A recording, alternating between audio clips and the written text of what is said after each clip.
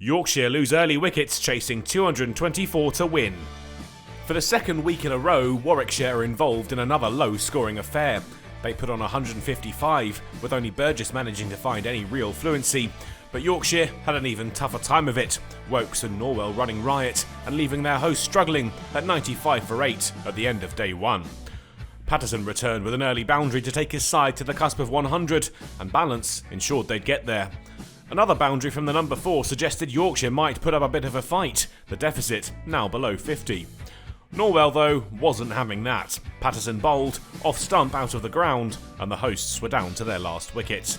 It would be Balance who fell. Trying to force the issue, he chopped on, out for a defiant 58, Yorkshire all out for 108, trailing by 47. It had been a different kettle of fish from their last week's exploits against Somerset. Only Gary Balance had managed to show some fight. He and Brooke, the only two men to breach double figures, as the Bears bowlers, led by Norwell with 4 for 27, caused chaos. Despite the lead, Warwickshire knew they had a tough innings ahead of them, and Yorkshire struck early to give them something to worry about. Rhodes out, bowled by Patterson with the score in the 20s. Benjamin followed to Thompson, caught fishing at 1 for 3. And Hayne fell for a king pair.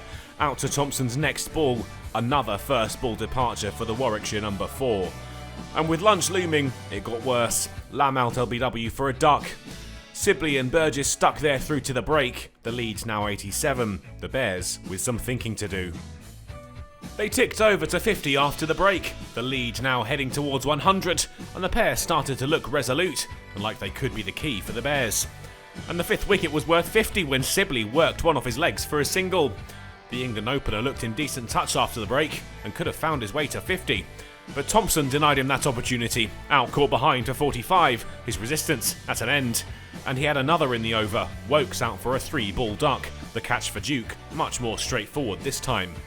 Bresnan ticked off some quick boundaries to take the lead to 155, but Burgess's innings was over soon after. Fisher back into the attack, and he struck with his first ball of the spell.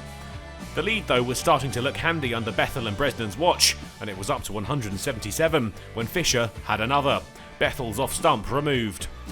Miles and Bresnan, though, were obstinate. They wouldn't succumb to the Yorkshire pressure and ploughed on through to tea, up to 163 at the break, and the lead was now a crucial 210.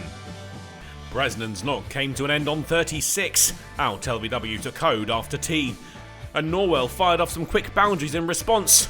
He was looking for another when he fell, out for 13 to Thompson, who finished with 5 for 52. Warwickshire all out for 176. Yorkshire set a gettable 224 to win. They'd had to rely on the lower order to put on a decent total. Bresnan, as usual, defiant at number 8. Burgess too, a good route of resistance for the visitors with 37. Thompson, though, had kept it interesting with his 5-wicket haul.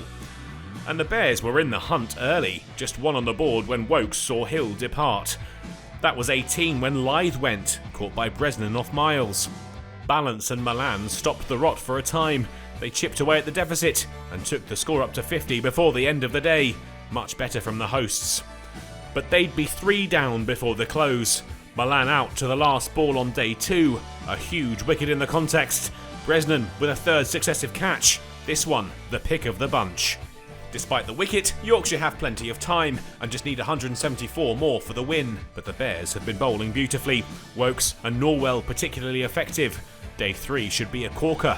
It's anyone's game.